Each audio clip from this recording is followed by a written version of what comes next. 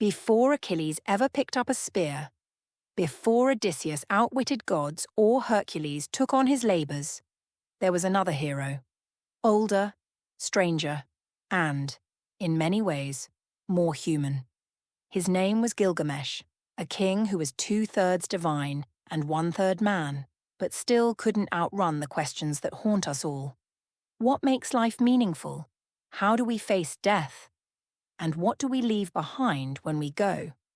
Long before alphabets or empires, his story was etched into clay in the cradle of civilization, Sumer, making it the oldest epic we know. But don't mistake it for a relic. The Epic of Gilgamesh is raw, vivid, and startlingly modern in its emotions. Today on Myths and Sagas, we step into that ancient world to follow a man who ruled like a god, lost what he loved most, and crossed the edges of the earth chasing immortality. This isn't just the story of the first hero. It's the first time humanity asked, what does it mean to be human? Gilgamesh was said to be 2/3 god and 1/3 human. According to legend, his mother was the goddess Ninsun, and his father was King Lugalbanda of Uruk, which bestowed Gilgamesh with superhuman stature and strength. He became the king of Uruk, the same ancient city that worshipped Inanna, and he oversaw the building of its monumental walls. But Gilgamesh's divine blood and power also bred arrogance. As a young ruler, he was strong, willful, and tyrannical. The epic describes him oppressing his people. He claimed prime noctis, the right to sleep with brides on their wedding night, and pushed the youth of Uruk to exhaustion. His people, desperate for relief, cried out to the heavens.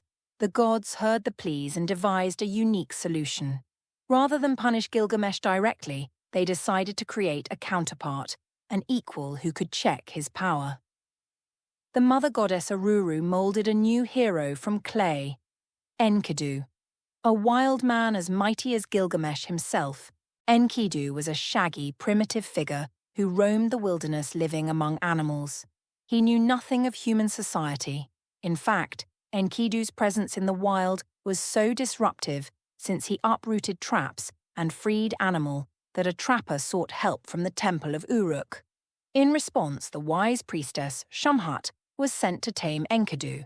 Shamhat used the oldest civilized art, intimacy, to humanize the wild man. Dear listeners, let's call it the power of love. For 6 days and 7 nights they lay together, after which Enkidu found his animal companions had fled from him. Sensing his sorrow, Shamhat comforted him, telling Enkidu that he had gained wisdom. You now have knowledge, like the gods. This beautiful notion that through love and civilization one gains divine insight marks Enkidu's transformation.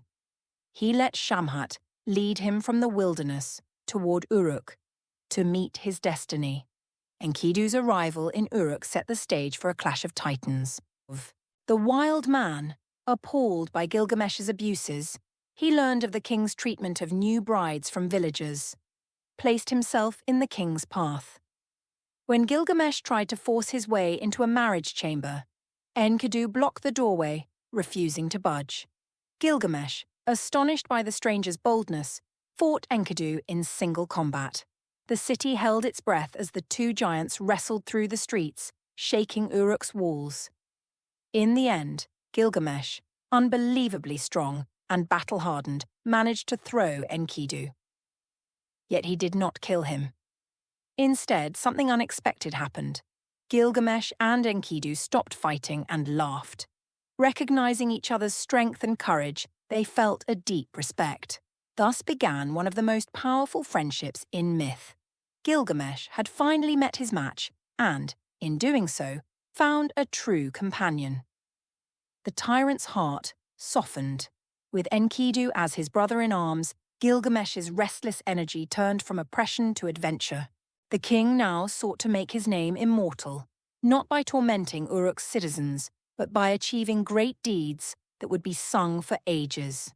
Hungry for glory, or perhaps for something darker, Gilgamesh set his sights beyond the known world, past the fertile lands and bright temples of Uruk, past the rivers where the gods once walked, and into the whispering void beyond the edge of civilization. There, hidden deep within the folds of a distant mountain range, lay the Cedar Forest, a sacred, untouched grove of divine trees planted by the gods themselves. It was said the trees there were so tall their crowns pierced the clouds, their roots tangled with the bones of the earth. The scent of their sap stirred visions. Their wood was forbidden, prized, eternal. But no mortal soul could claim them, for they were guarded, not merely by distance or wild terrain, but by something ancient and unholy, a living terror named Humbaba. Humbaba was not born, nor shaped by mortal hands. He was fashioned by the gods, in an age when the world was still raw and wet with chaos. Appointed by Enlil, the Storm Lord, Humbaba was the forest's warden and executioner, a boundary between the mortal and the divine.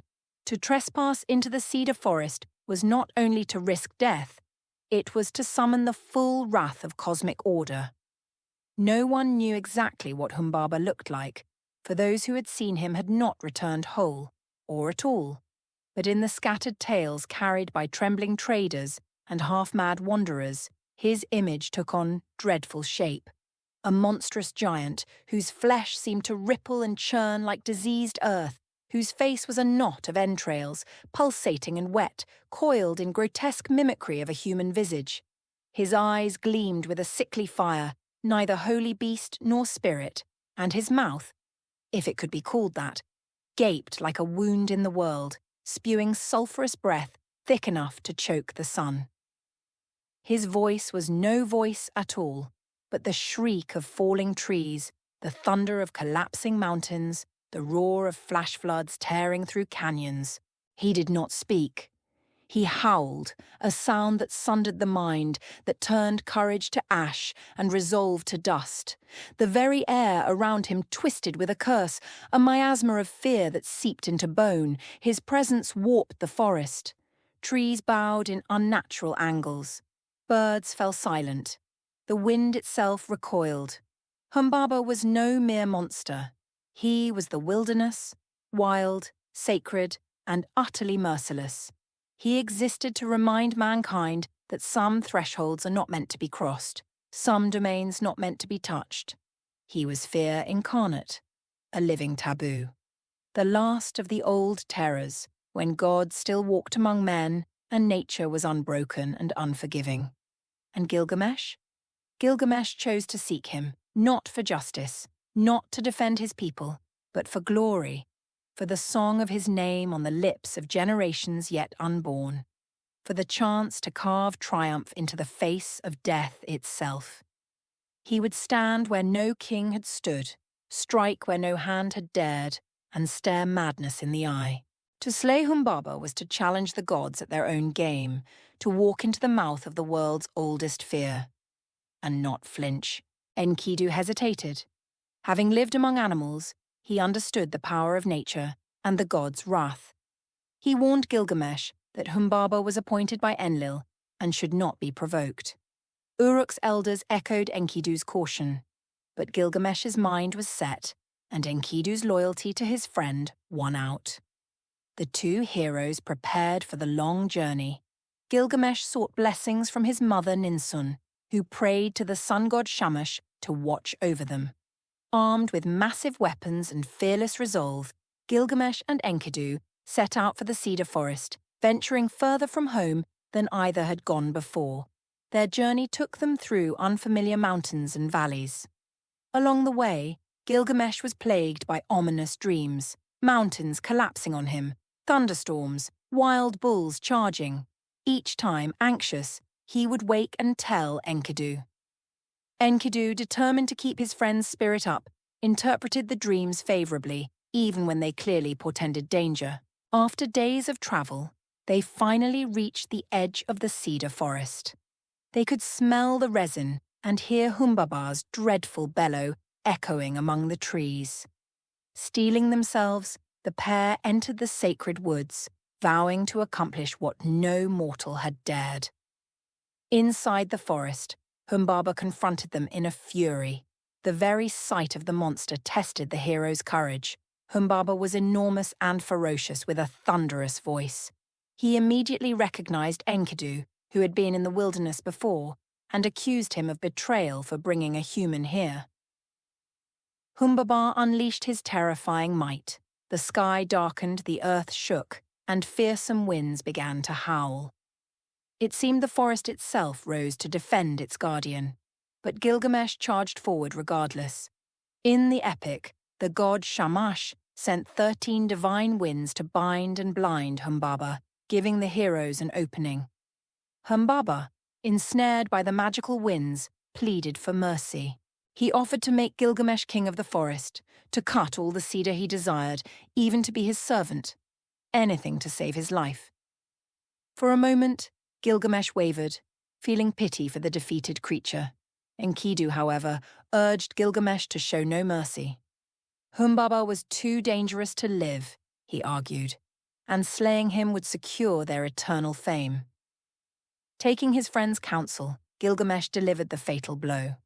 He beheaded Humbaba, and according to some versions, even killed the demon's 7 sons so none would seek revenge.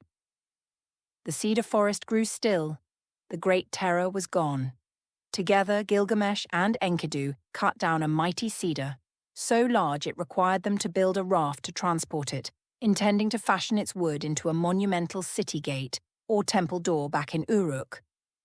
But as the dust settled, Enkidu felt a shadow pass over his heart. Humbaba's dying curse rang in their ears. He had cursed them, saying, "Neither one of you shall outlive the other." In killing the guardian appointed by the gods, the heroes had committed a grave offense that would not go unanswered. For now, though, Gilgamesh and Enkidu were triumphant. They sailed home down the Euphrates with the cedar log, and Humbaba's fearsome head, eager to celebrate their victory. Upon their return to Uruk, Gilgamesh and Enkidu were hailed as heroes. Gilgamesh's fame spread far and wide.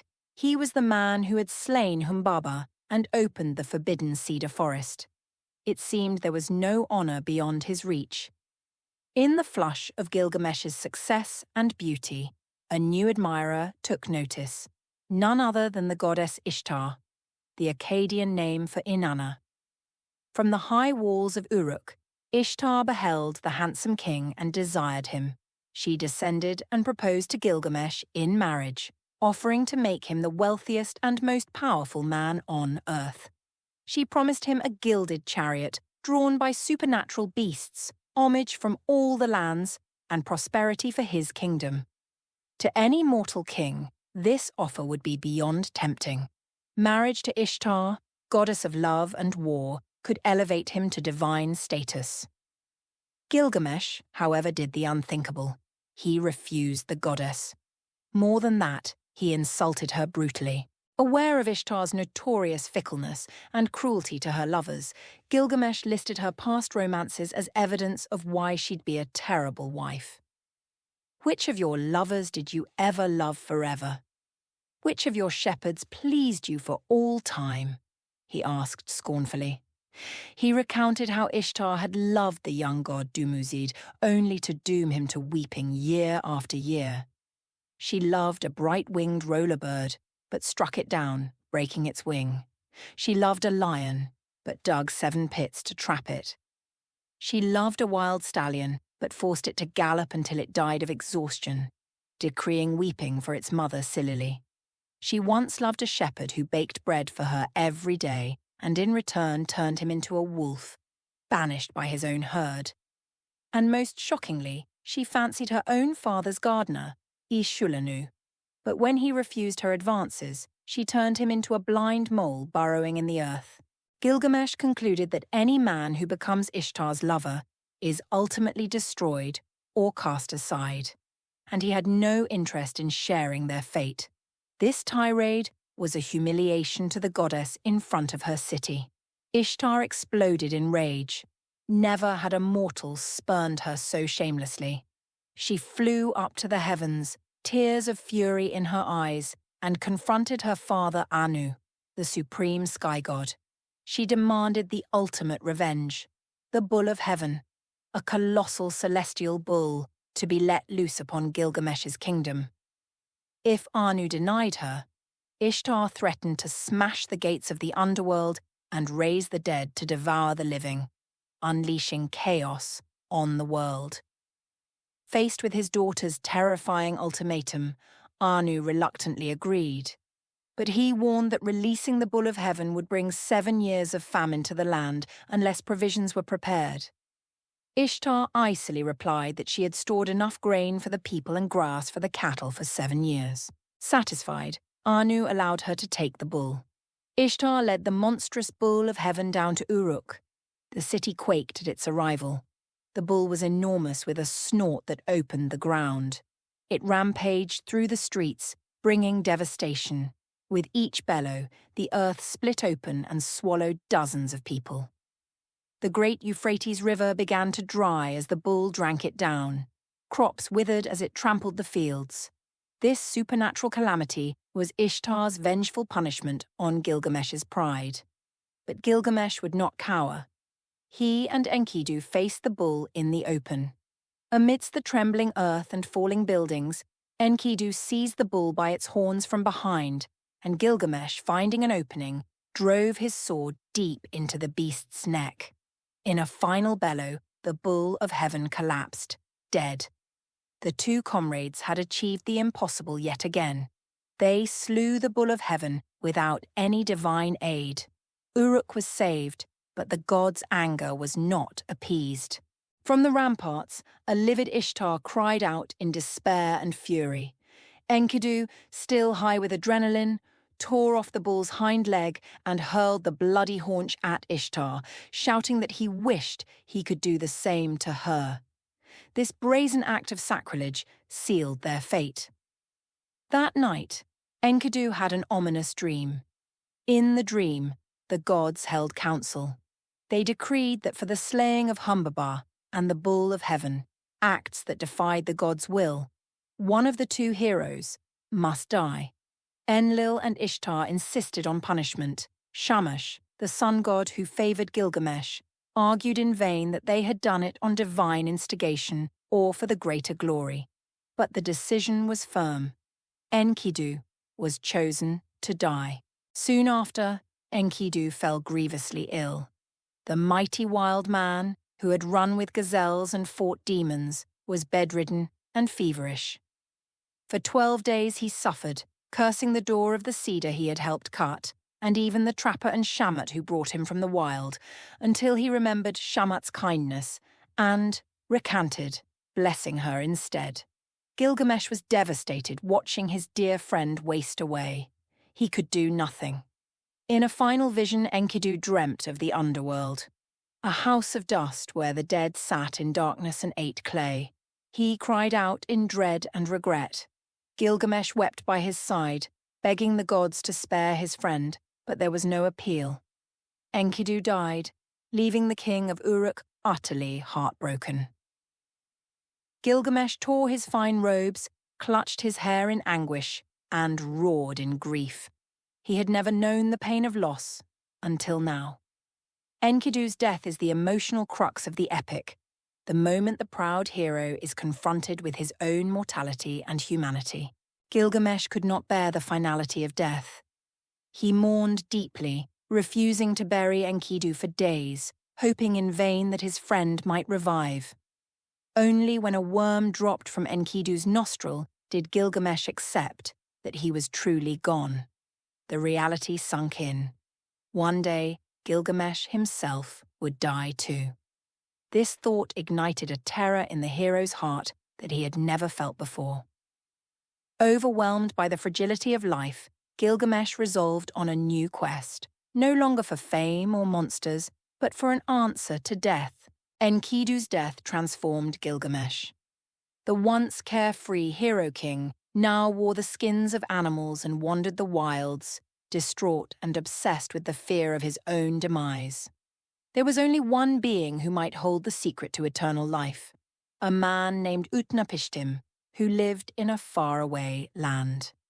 Utnapishtim and his wife were said to have survived a great flood sent by the gods in mythical times, and in reward, the gods granted them immortality. If Gilgamesh could find Utnapishtim, Perhaps he too could learn how to escape death. Clinging to this hope, Gilgamesh left Uruk behind and journeyed into the unknown, alone. The path to Utnapishtim was fraught with perils and strange wonders. Gilgamesh travelled to the ends of the earth, reaching the twin peaks of Mount Mashu where the sun rises. There, scorpion-like guardians nearly turned him back, warning that no mortal could survive the journey through the mountain, a path of utter darkness that the sun itself traversed at night. Gilgamesh's desperation drove him forward. He passed through the pitch-black tunnel for days, until at last he emerged into a paradisiacal garden at the edge of the world. In this garden by the sea, Gilgamesh met Siduri, a wise tavern keeper, sometimes depicted as a goddess or alewife. Siduri tried to dissuade him from his fruitless quest, counselling him to accept mortality and enjoy life's simple pleasures, the food and drink, the love of family, the beauty of the days he had. But Gilgamesh, though humbled, was not ready to surrender his dream of escape from death. Seeing his determination and pitiable condition, Siduri directed him to Urshanabi, the ferryman of Utnapishtim. Urshanabi took Gilgamesh on his boat across the waters of death, the deadly sea that no mortal could touch. After navigating many hazards, they at last reached the distant home of Utnapishtim, often imagined at the mouth of the rivers, perhaps in what we now know as Bahrain or Dilmun, the land of immortals. Utnapishtim was surprised to see a stranger, let alone one in such a ragged state, arrive at his shore. Gilgamesh, awestruck, saw that Utnapishtim looked no different from an ordinary man. How could this simple-looking person have gained eternal life? Gilgamesh confessed his identity and poured out his sorrow and fear. He asked Utnapishtim how he obtained everlasting life and how he might find it for himself. In reply, Utnapishtim told Gilgamesh the story of the Great Flood, a tale that resonates as one of the earliest flood myths in human history.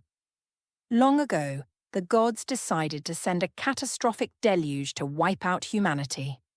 Enki, the god of wisdom, warned Utnapishtim, then a righteous man in the city of Shuruppak, to build a boat and save himself, his family, and specimens of every living creature.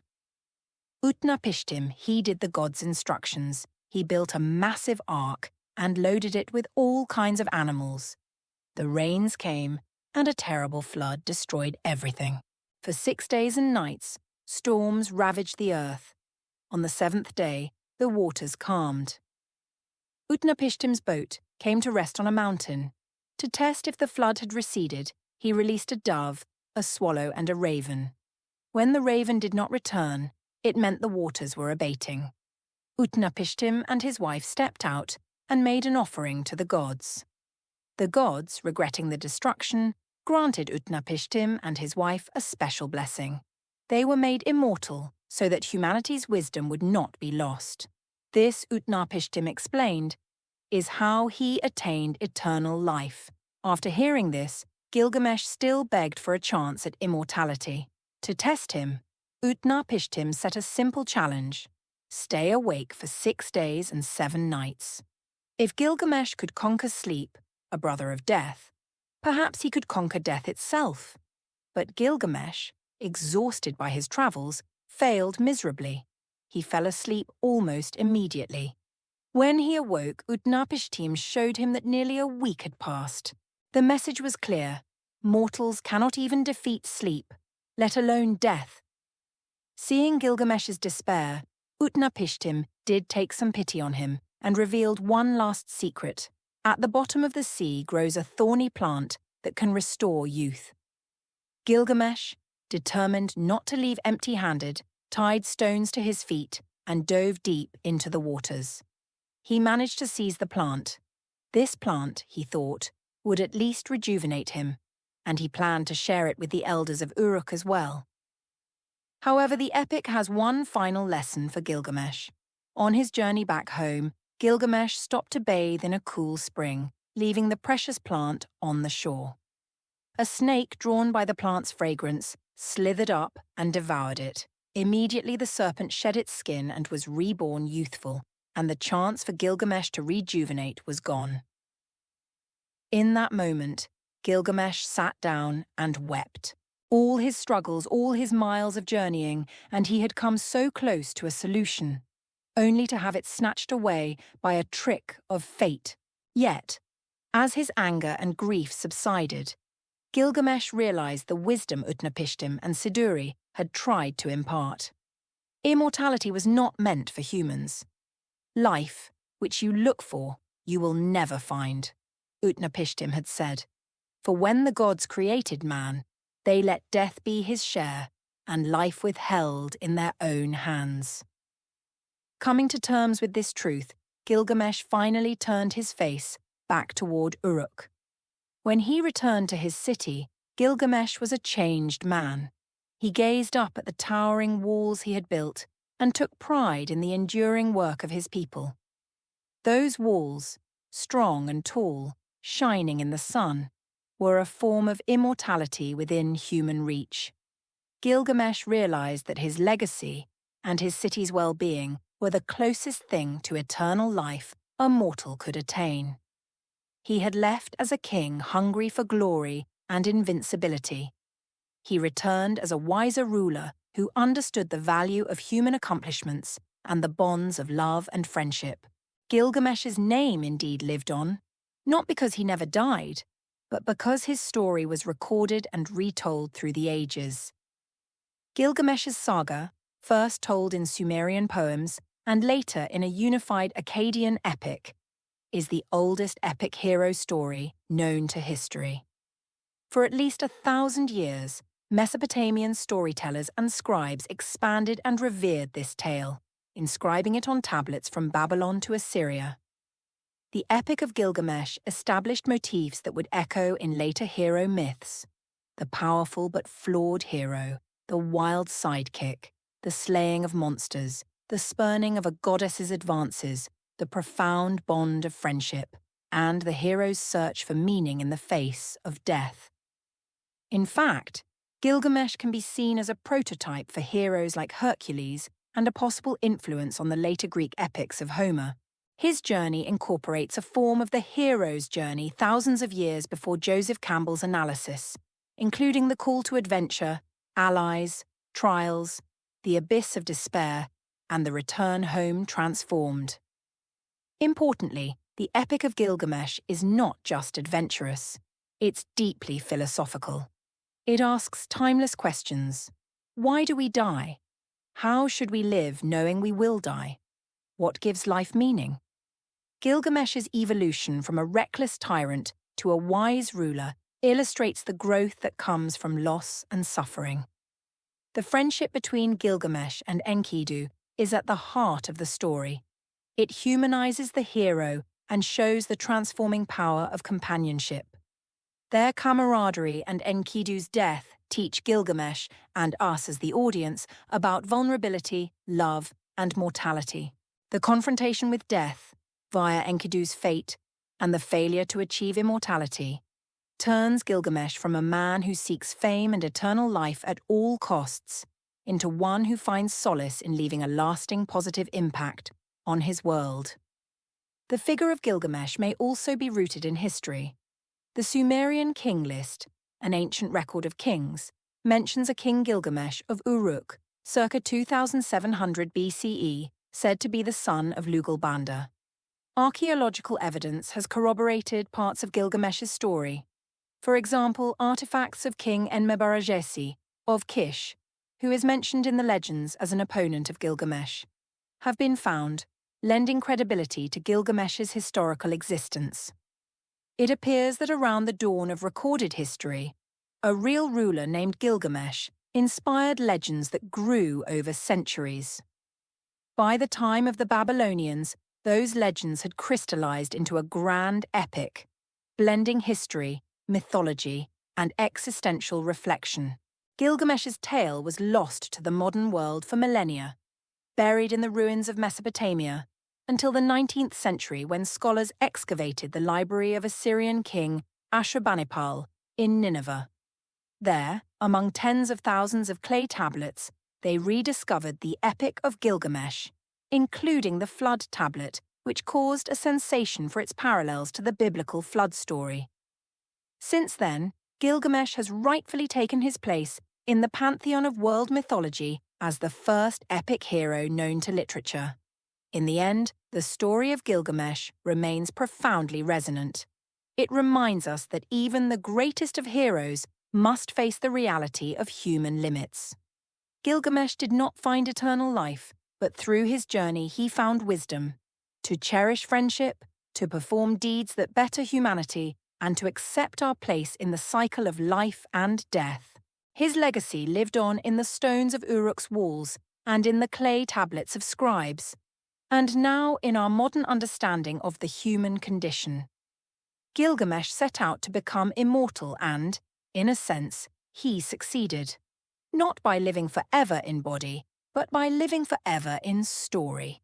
His epic asks us, as it asked ancient listeners, to consider what immortality really means. As we conclude our exploration of this legendary king, we see that Gilgamesh's true immortality lies in the lessons learned and the legacy left behind. That was Gilgamesh, the hero who was once a tyrant, then a friend and adventurer, and finally a wise king who accepted his humanity.